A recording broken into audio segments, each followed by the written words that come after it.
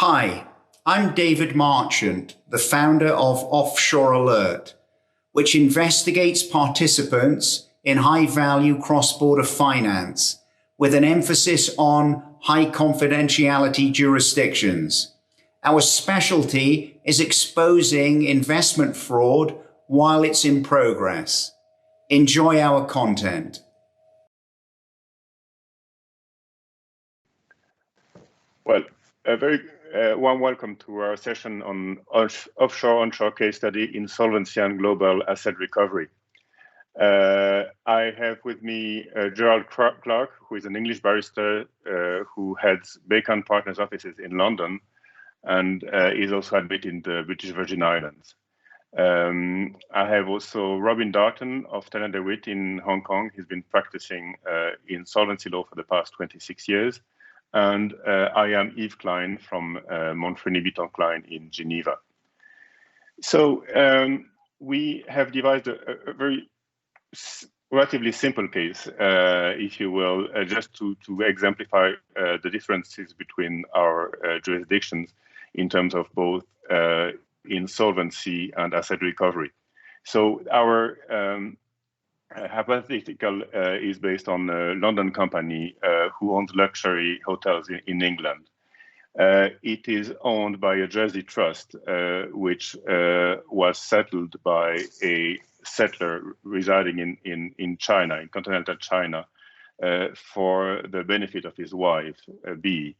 The trustee is based in Geneva, and the trustee also, the trustee company also has a director provided to the London company. There is some dispute between the settler and his wife, who are divorcing, and the settler starts to try to cheat B of the trust assets. And to do so, he instructs the trustee to divert the London company funds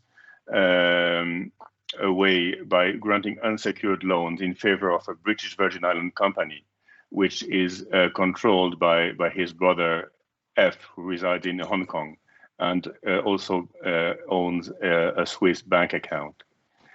So the funds are transferred from the London company's Swiss bank account to a bank account of the BVI company in Hong Kong. Unfortunately, the London Swiss bank records are not kept in London, but at the bank, and are not available at the headquarters of the London company. The London company enters into liquidation in England, and the liquidators try to obtain information from the Swiss bank regarding the whereabouts of the assets. And the Swiss bank refuses to provide bank statements to the liquidators, invoking Swiss banking secrecy and blocking statute. So I will start by describing the situation in Switzerland, and then Gerard will talk to us about what steps can be taken in the British Virgin Islands, and Robin will cover Hong Kong. And then in the second stage, we are going to cover more specific issues that we can undertake in our jurisdictions. So going back to Switzerland, it is correct that the bank cannot cooperate with the English liquidators because of the Swiss blocking statute. We have provisions in our code, in our penal code, that prohibit persons in Switzerland from cooperating to foreign proceedings, and liquidation proceedings are considered as such proceedings which are protected. So the only way for the English liquidators to obtain access to the Swiss bank records is to seek recognition in Switzerland. Until recently, namely until January 2019, recognition of a foreign insolvency was a very cumbersome thing in Switzerland. you need to establish reciprocity, providers of affidavit, and the like. Fortunately, at last, Switzerland has simplified its regime, and it is now become very quick and relatively easy to obtain recognition through summary proceedings. And for the past 10 years before the change in regime, we had less than 60 recognitions, and now for the past 2 years we have more than 40. So we really have a very large increase in recognition of foreign insolvencies. So upon recognition of the insolvency, the insolvency continues as an Swiss ancillary bankruptcy. The local bankruptcy office is appointed to take the first steps to identify assets and secure them, and identify whether they are Swiss creditors. So in our case, the bankruptcy office, instructed by us, will immediately contact the bank and make sure that the assets on account are not diverted, and will provide us access to the records. In a later stage, as I will be able to present in the second half of our session, there will be a possibility to waive this ancillary bankruptcy. But for the moment, we are pretty happy to be using the powers of the bankruptcy office, who can issue production orders, can send the police to secure assets and the like while we wait. So upon accessing the Swiss bank records, we find out that indeed the funds of the London company have been diverted in favor of the Hong Kong bank account of the BVI company that I mentioned. And now up to Gerard, who will tell us what can be done in the BVIs regarding that company in order to secure the assets and obtain information. Oh, okay. Well, good afternoon, everybody, or good morning, or good evening, whichever part of the world you may be in. Just a quick reflection on what the BVI are. Most people perhaps attending already know this, but just in case you don't, BVI, of course, an overseas territory of the British Crown, largely self-governing, but with a separate English-based legal system and a separate court. And the key court here is the BVI Commercial Court, which is very familiar with granting remedies in international insolvency and asset tracing situations such as this one. So probably the first thing that the London, so we've got liquidators appointed in London, and the first thing they will probably do is they've got an idea that the wrongdoers have placed this money, well, in fact, more than an idea, they now know that wrongdoers have placed funds with this BVI company. They suspect, but probably can't prove at this stage, that the BVI company is owned and controlled by the wrongdoer, by the settlor, or by any accomplice of the settlor. So they will probably start with a Norwich Pharmacal application in the BVI. That's an application to the BVI Commercial Court requiring a third party that holds information about the BVI company to disclose information in the interests of justice, to allow, therefore, the claims to be taken against the company and possibly those who stand behind the company. So who the third party will be, that will be the registered agent of the BVI company. All BVI companies have registered agents based in the islands themselves. That's a legal requirement. And they're normally professional corporate services providers. All the big names, all the familiar names are there. And they'll have offices in the islands, which they look after the affairs of many BVI companies. So off you go to the BVI judge, and you get a Norwich Pharmacal order. You might get an order if there was evidence that the BVI company actually had a bank account in the BVI, then you might go against the bank as well. But that's relatively rare. Most BVI companies, unless they're active actually within the islands, don't bank there. So let's say you go against the registered agent and you get information from them, which reveals that indeed the company is owned and controlled by the settlor or by people associated with the settlor. So that's the first step. The next thing liquidators will probably do is they'll bring a claim against the BVI company on the basis that it has knowingly received money that has been wrongfully extracted from the trust. They may argue that the money is held on a constructive trust. All those sort of arguments and remedies may be applied for. That claim may be brought against the company. It may be brought against those who stand behind the company. But in respect of the company itself in the BVI, the liquidators in London will be asking the BVI court probably to freeze its assets. And as we've heard, it has a bank account in Hong Kong, so there will be an asset freezing injunction of worldwide effect. Now, in this case, there's been a bit of movement this year in respect of freezing injunctions in respect of BVI companies, because if the BVI company was purely a money pot through and that was associated with the wrongdoers, but we didn't have actually any standing legal claims against the BVI company, there might be a difficulty in getting that freezing injunction because of legal developments earlier this year involving a case called Broad Idea, which sent ripples throughout the offshore litigation space because it removed the ability of the BVI court to grant freezing injunctions, what were called black swan injunctions, against target companies, which were thought to be money box companies that were holding assets that might ultimately be attacked when you have a judgment against a wrongdoer, but where you didn't actually have a claim against the company itself.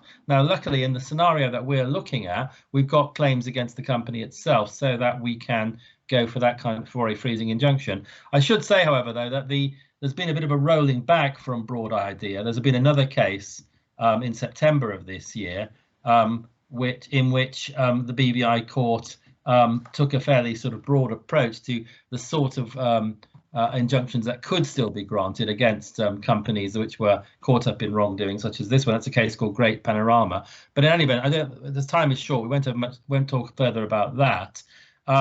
This case will probably get a freezing injunction. Might go further if it's a very strong case. The court might go further, and it might appoint receivers. It might appoint pre-judgment receivers over the assets of the company in order to protect those assets and hold them so that they can be secured against any possible future judgments and claims against the company. And that's really something that may happen where, in particularly in this sort of case, where you've got a wrongdoer that's beyond the reach of the court. The wrongdoers may be in China or Hong Kong, and they may not comply with the freezing injunction, and therefore you may get an order for a receiver. So you've now got two sets of insolvency practitioners involved. In London, you've got the liquidators, and in the BVI, you've got another set of insolvency practitioners appointed as officers of the BVI court as receivers of the target company.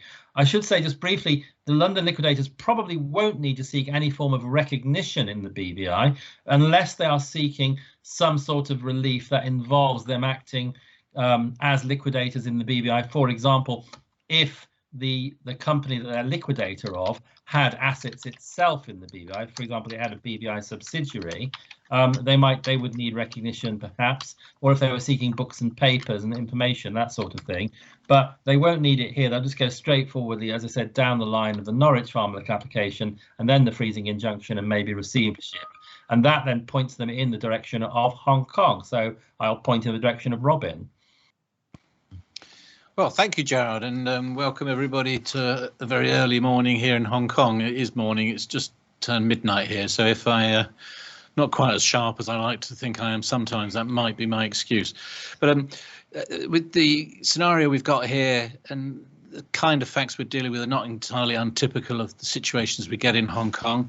In terms of our jurisdiction, a number of people hopefully are familiar with our jurisdiction, but contrary to anything you might have read in the press recently, we maintain a very strong and independent judiciary, and that's particularly the case in commercial and insolvency matters. And we'll come back to that more in the second part and on the liquidation side. But in terms of what one might call the sort of litigation as opposed to liquidation tools, Gerard, having got his freezing order in the BVI, hopefully may then call us up and say, well, look, we actually think the bad guy is over there, or the assets are over there in an account in Hong Kong, and what can you do to help us? Now, the First part of that is that the freezing order, which we do still call here by the old-fashioned Moreover name, would not be directly enforceable here in Hong Kong, but what we do have is an ability for the court to make a freestanding Moreover injunction in support of a foreign proceeding. In this case, it would be the action that Gerard has commenced over in the BVI. That's still a relatively new, probably show my age, it's not actually that new, but up until 2009 we did not have that procedure, and it was quite difficult to find a workaround when you needed to take action here to support foreign proceedings. But in 2009 we had a civil justice reform, and there is now a statutory provision which permits the court to give injunctive relief and appoint receivers, in fact, in support of foreign proceedings, provided that those foreign proceedings are proceedings which would ultimately be capable of enforcement in Hong Kong. Not as difficult as it sounds, because in Hong Kong there's a registration system for certain jurisdictions, but most others you could then bring an action on the judgment at common law. And so that is where we would probably start. As to the receivers, if receivers have been appointed in the BVI, again, there wouldn't be a direct recognition enforcement ability straight away, but what the court has done here to give teeth to the receivers and comity to the court appointing them has in the past made orders against the individuals who are here in Hong Kong, and therefore people over whom the Hong Kong court has jurisdiction, personal jurisdiction, made orders including, for example, mandatory injunctions to give up documents or what have you that might be, well, there are documents that the receivers would be entitled to in their home jurisdiction. That more often happens where you've got a company here, perhaps, and but not necessarily. There are cases, BVI company, but directors here. So that's the sort of first round of actions we would take. Now, the freezing order in our scenario here, where that would be of particular or hopefully of particular use, and in our scenario it's going to be, because we've already mapped out how some of the facts work, is that a disclosure order can be made on the back of the freezing injunction, of the Moreover injunction. Just to pause there, a common misconception is that if you've got a Moreover in what you might call the home jurisdiction, then it's an automatic, it's more or less automatic that you'll get one here. That's not the case. The court here will still need to be satisfied itself that there's a good arguable case and a risk of dissipation of assets. Now, likewise, we've had one case actually slightly unusual, which was where it was a BVI matter. The BVI court actually refused the Moreover injunction in BVI because it was not satisfied there were any assets there. But we did get a freestanding Moreover here in support of those proceedings in Hong Kong, beg your pardon, in BVI. Now, as I mentioned, the disclosure order is important because, like a lot of common law jurisdictions, we have the principle of contempt. If an order is made against, we called him F earlier on, the brother of our set law, who is here resident in Hong Kong, he will be ordered to give up information by that disclosure order, and if he doesn't, then he is liable to be in contempt. Now, moving back to Switzerland a moment, because under our scenario, the gentleman here in Hong Kong has perhaps unusually complied with the disclosure order, perhaps under threat of contempt, and has disclosed that the money has sort of gone back, if you like, back into Switzerland. So I think it then goes back to Switzerland, unless, of course, there's any other steps that our wrongdoers might take to try and stymie and hinder the steps we're taking in our various jurisdictions. So I then hand back to Yves. Thank you, Robin.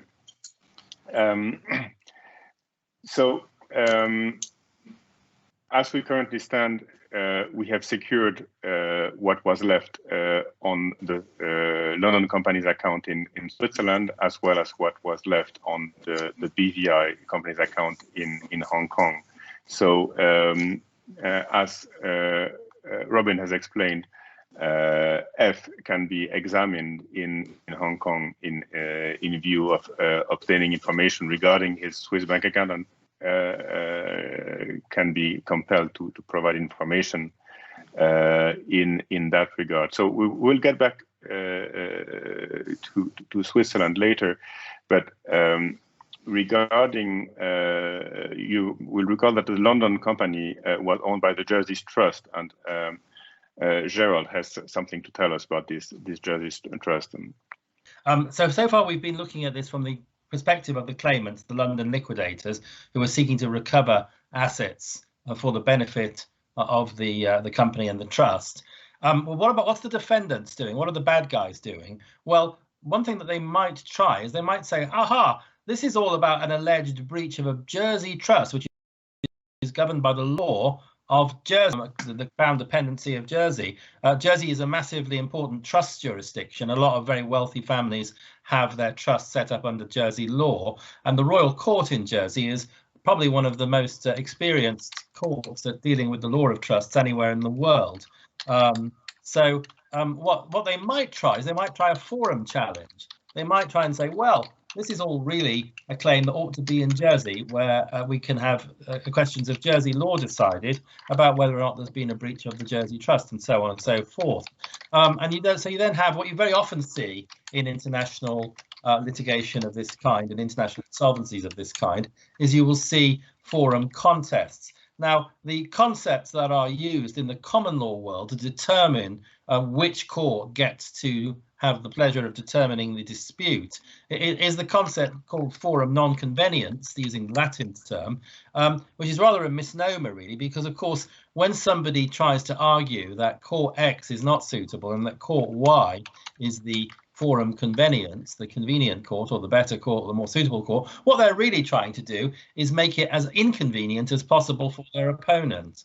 And they're trying to have the case sent off to somewhere else where they hope it will take longer, or they'll manage to wrap the opponent up in knots, or they might even win, or anything of this kind. So we might see a forum challenge in Jersey. Now, the Privy Council has just recently given a ruling on forum challenges in relation to a BVI forum challenge called Eurochem, which was a very large piece of Russian litigation involving various Russian parties who were said to have been involved in a ring of fraud and criminality, and had been using various BVI companies as the vehicles for the fraud. And indeed, the companies appeared to have been set up purely to take part in the fraud or receive monies that had been fraudulently taken. So that's been a long-going case, and it's been back and forward in terms of forum challenges. The Privy Council have just returned it to the BVI court and have rejected the challenge to BVI as the forum. Now, in our scenario, we're looking at the Royal Court in Jersey being asked to entertain the case, and maybe an application being made to the BVI court to stay or dismiss the proceedings in the BVI on the basis that Jersey is the convenient forum. We might see a similar challenge made in Hong Kong. Now, that challenge might well fail, particularly in relation to the BVI company, the BVI claim, because the BVI court will probably point to the Eurochem decision and say, well, look at this. We've got a BVI company here which has been set up, it seems, to be a vehicle for fraud and has been caught up in this fraud, and that the BVI is the right place for the substantive claim against that company to be made. The Eurochem decision is quite interesting on a number of grounds. It opens up the possibility for possibly a slightly more principled approach to forum challenges, in particular by accepting that the court that's considering a forum challenge can really consider relative advantages of litigating in one court system as opposed to another, and doesn't have to adopt this rather false idea inspired by some faint diplomatic notion of judicial comity, that all courts are equal, or that you can get a fair shake in every different court. And indeed, we've seen some quite robust thinking on that recently in another Russian case called Rusal in the Jersey court. So let's assume that the challenge fails in Jersey, and it's game on still to see what we can do in BVI, Hong Kong, and in Switzerland itself. Hello, yeah, sorry, back again in Hong Kong, because let's assume that we talked earlier, as I mentioned, about what one might call the litigation tools, and there is, of course, the liquidator in London in the United Kingdom, and there's the liquidation tools, and that's of some interest here because it's been an area of the law that's developed quite a lot over the last few years. I mentioned that Hong Kong's based loosely, very largely, sorry, on English law. But in terms of the insolvency legislation, it's very old English law. So we've got no legislation here permitting recognition of foreign liquidators. So that might be considered something of a hindrance for what we want to do now. As I say, let's assume, going back to our scenario, I did say that perhaps unusually our bad guy gave us an affidavit telling us where everything is. That doesn't happen very often, to be perfectly honest. And the liquidation tool works a bit better. And the reason for that is that if a liquidator can be recognised, he has certain examination powers.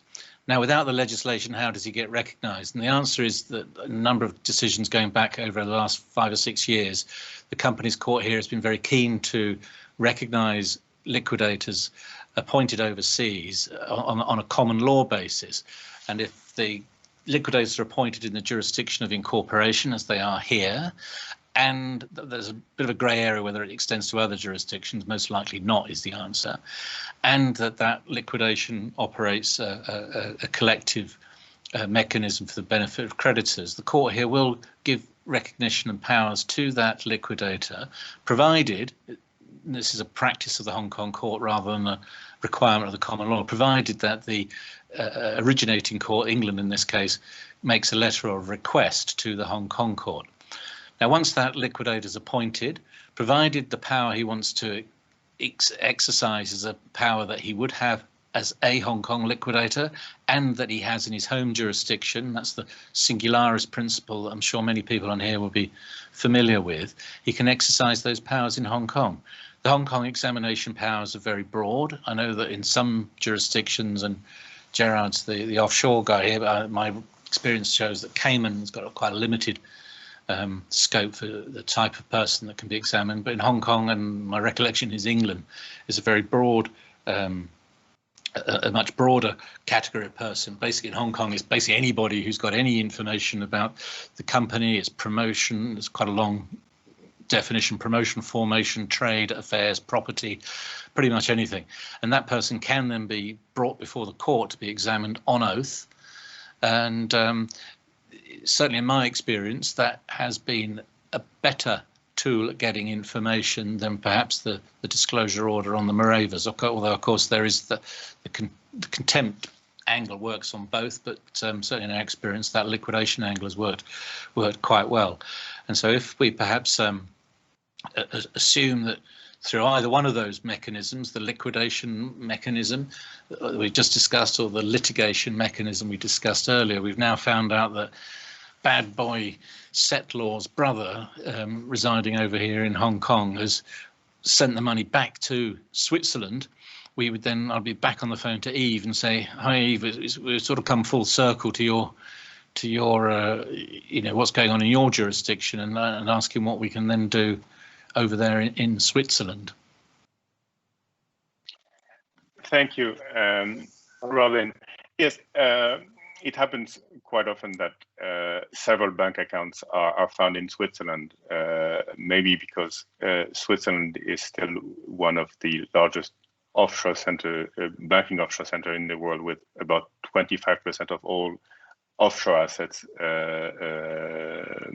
held in Switzerland. So it is relatively common to see that cases where you will have a variety of bank accounts which may not necessarily be related.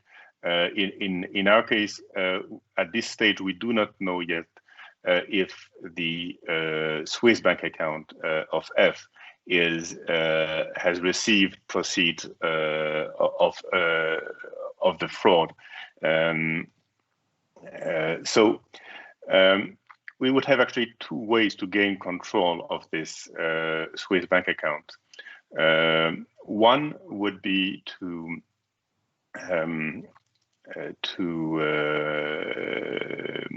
use the powers of the liquidators and seek a civil attachment order. Swiss civil attachment order require you to identify the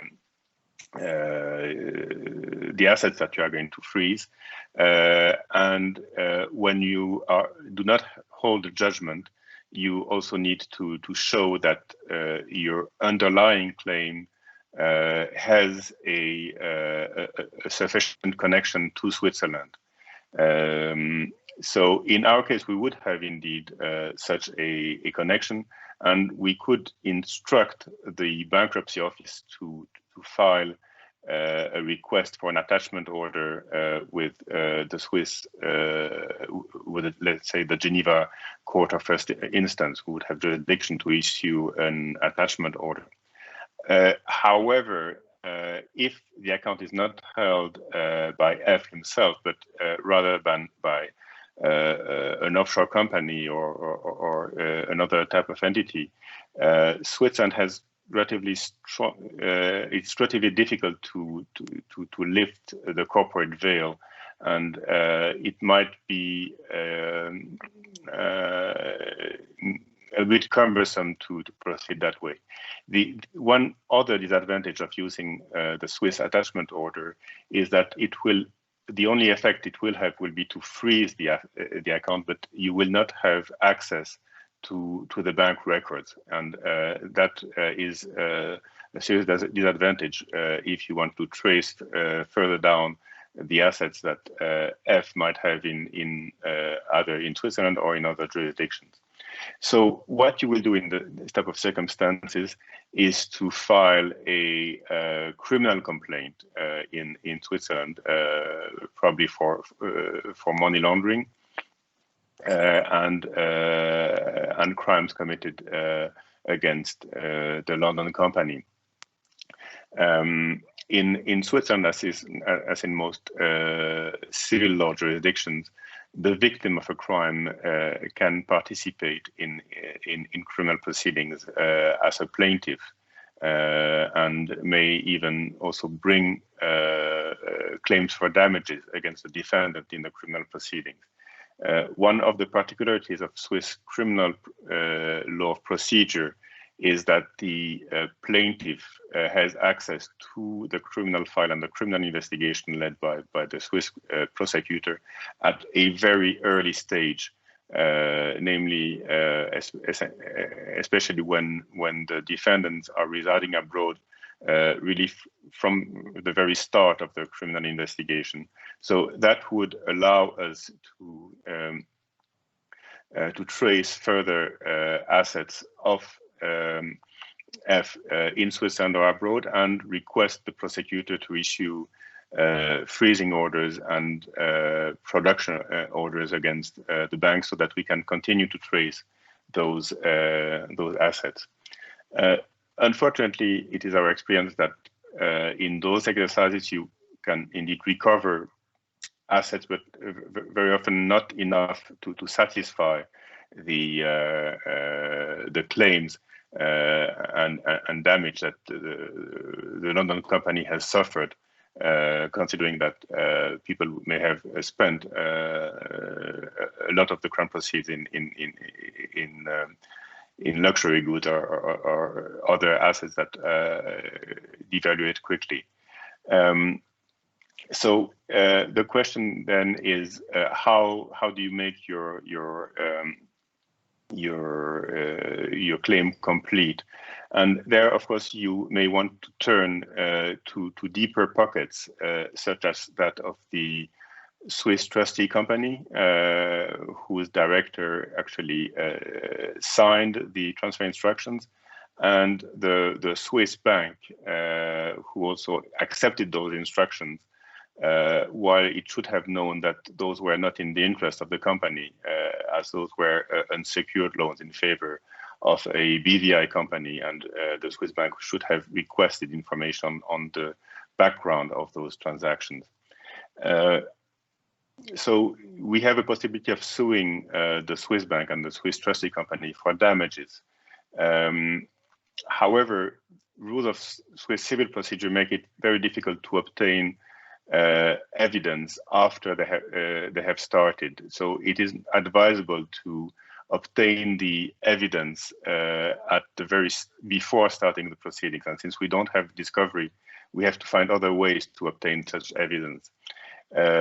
So one way, of course, is to use the powers of the prosecutor to obtain internal documents showing that the bank employees or the Swiss trustee company employees were aware of the fraud.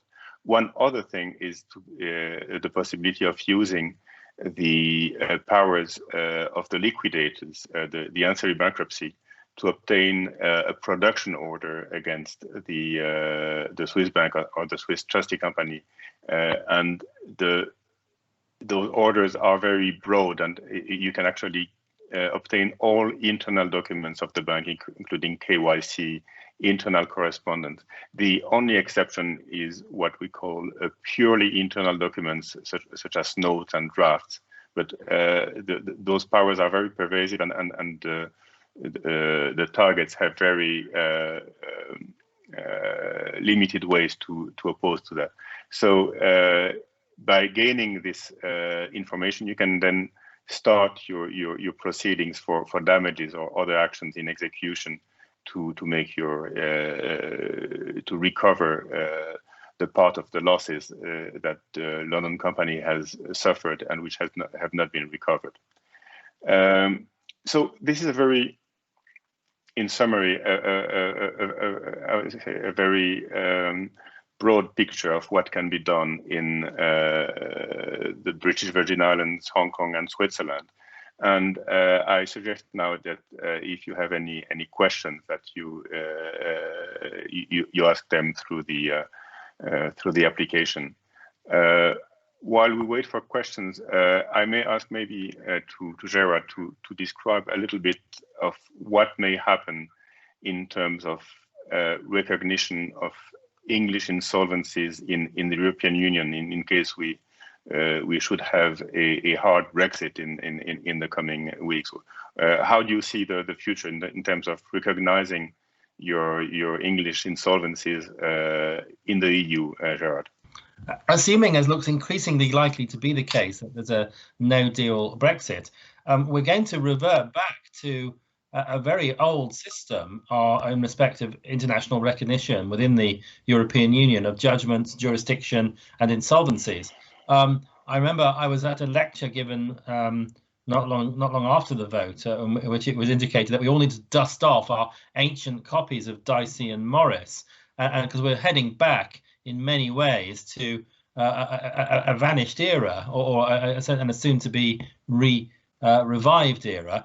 So all of the various conventions and agreements and directives that apply across the European litigation and insolvency space are going to fall away in respect of Britain and the European Union member states, absent any significant change in terms of deals. Now, that may not go on forever, because, of course, no deal may mean that there's simply no deal yet, and that there will be a deal eventually. I mean, it's interesting if you see that today the European Union is announcing various interim measures. So there's going to be a post-transition transition, so that, for example, for about 6 months afterwards, there may be some interim measures about airplanes, about air travel, things like that. There may be there's a suggestion of another year on the fishing and so on.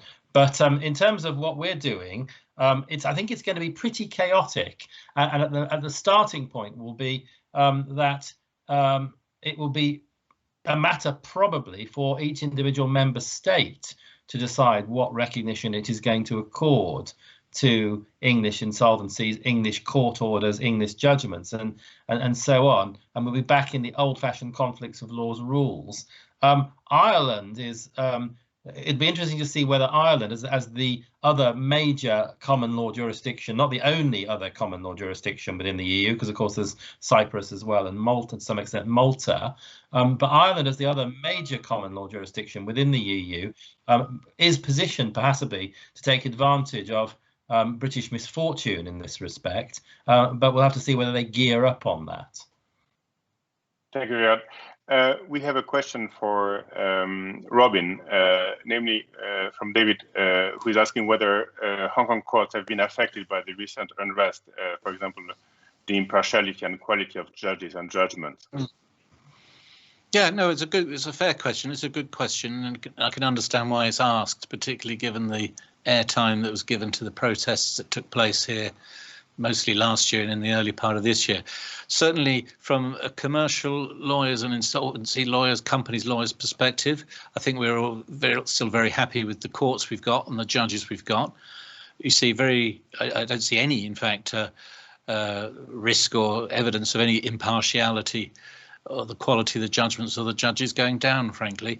I mean, the more politically charged judgments one might see in prosecutions under the recently passed national security law and the prosecutions of the protesters last year, obviously they attracted a lot of press, and depending on which side of the fence you are, you might say that some of those judges did not act impartially, but acted according to their own politics. My own perspective of that, mainly because I sit very much on the fence, is that that's absolute nonsense. And one judge in particular, I think, made very brave decisions on both sides of the debate. So the short answer is we're still, this is my home and I've been here a long time and I'm not planning on leaving.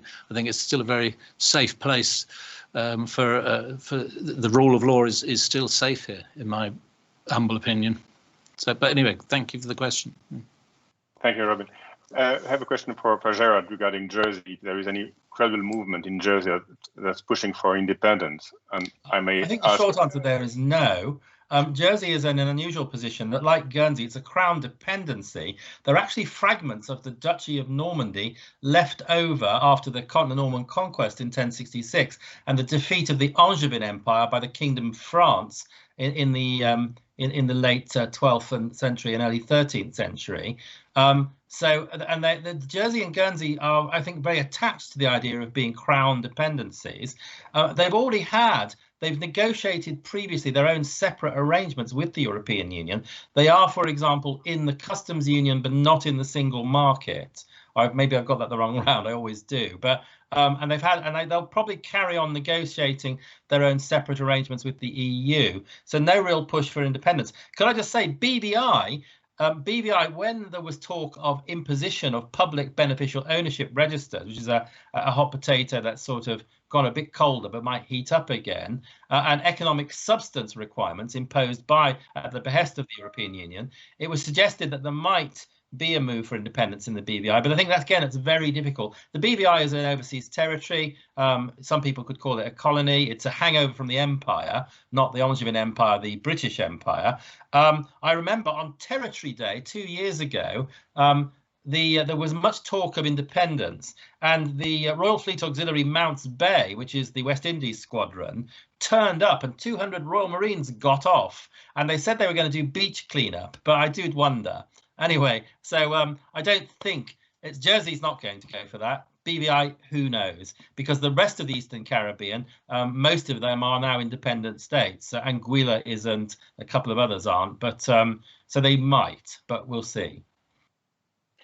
We have a last question, which is, which jurisdiction is the friendliest to creditors, victims of fraud? Switzerland, Jersey, BVI, or Hong Kong? So let me begin with Switzerland. I believe Switzerland is uniquely positioned to assist victims of fraud thanks to the use of criminal proceedings. We are now developing also more the use of cross-border insolvency and civil proceedings, but the fact that Swiss prosecutors are going to assist victims of fraud is still a very strong advantage in that regard.